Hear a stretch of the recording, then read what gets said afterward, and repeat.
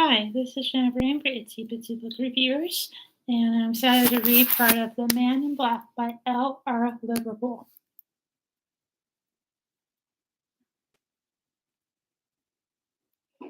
Part 1. Brave are the innocent. You're facing times of change, big money, crowds, and fame. World travel, far away. Some trip you'll meet your fate. These cards don't say you're doomed. In fact, you're being blessed. Whatever makes you blue is summoned by yourself. Reservoir Songs. My name is Fenimore James, and not so long ago I was unhappy with my life. As you might have gathered, my problem started with that gall darn stupid name. May my good old folks forgive me, but who in their right mind would think of calling their child Fenimore? It has jarred me ever since I could remember. Imagine the scene. I was walking along by myself, and suddenly somebody shouted for all to hear, "Hey, Fenny!" What a disgrace! But still better than when some elderly mother's friend pronounces full version with feeling, Fenimore James. Besides all that, I was dissatisfied with my appearance as well. With my clothes, to be precise. There was a rather decent discovery. I dressed the same way as everyone else around. Conveniently, comfortably, ordinary. You don't really think about what you're wearing when you're working on a farm or sitting on the porch. But one day I come up to the mirror and all of a sudden I clearly realized that I looked like a hillbilly. That made my mom blow up major. Don't get me wrong, I didn't mean to say that hardworking farmers look like hillbillies. It was just in the light of my new self spirited discoveries, I realized I did not like the way I looked. My clothes were far from what I wanted to wear. Once a famous gunslinger visited our town, and I still remember how I wanted a similar hat, a similar jacket with bronze buttons, a similar fiery and flashy neckerchief. The painful truth about those dudes is that everything fits them, and if I really dressed that way, I would have felt uncomfortable and would have looked like the same old hillbilly, just dressed up silly for a saloon dance. But I wish my problems could have ended there, because on that clear September morning 5 years ago, I woke up at dawn with one single thought. I was unhappy with my whole damn life. On the one hand, I lived quite well, in a kind of comfortable routine. My father was a county treasurer, but he left his post to engage in what he considered his life calling, farming. We never became prosperous farmers, but we were no beggars either. Things were going steady and smoothly, which meant that in general I was confident in the future, and confident that tomorrow would be pretty much the same as today. That it had its pros and cons.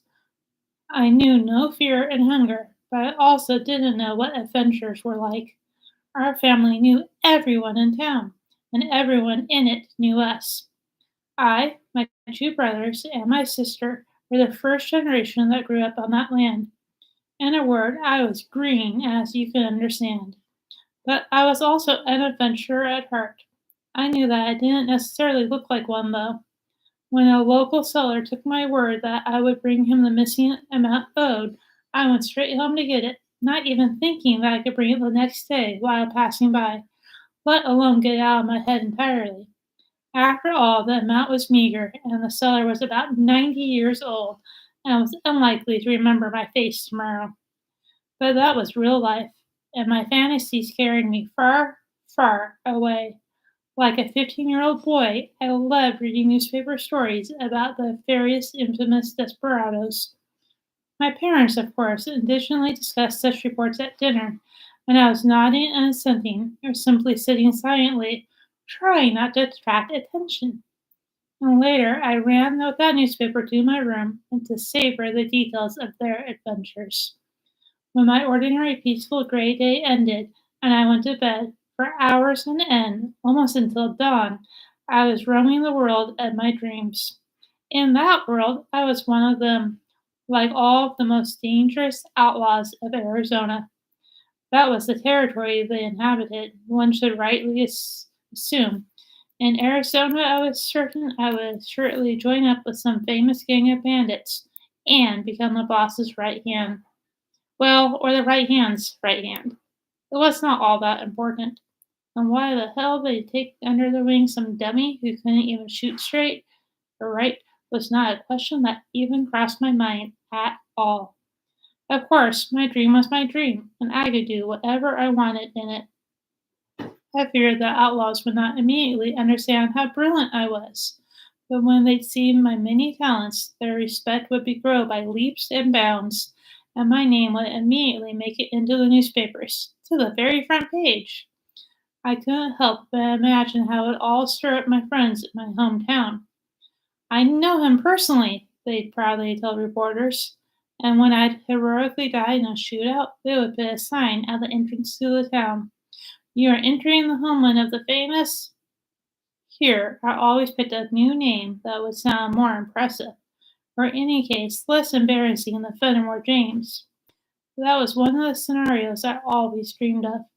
Yet there was another favorite I pictured even more often. My gang rides into yet another town where everyone has heard of our exploits, and the ladies are dying to get a kiss from me, and the local thugs turn tail, barely glimpsing our horses in the distance as they skedaddle out of town.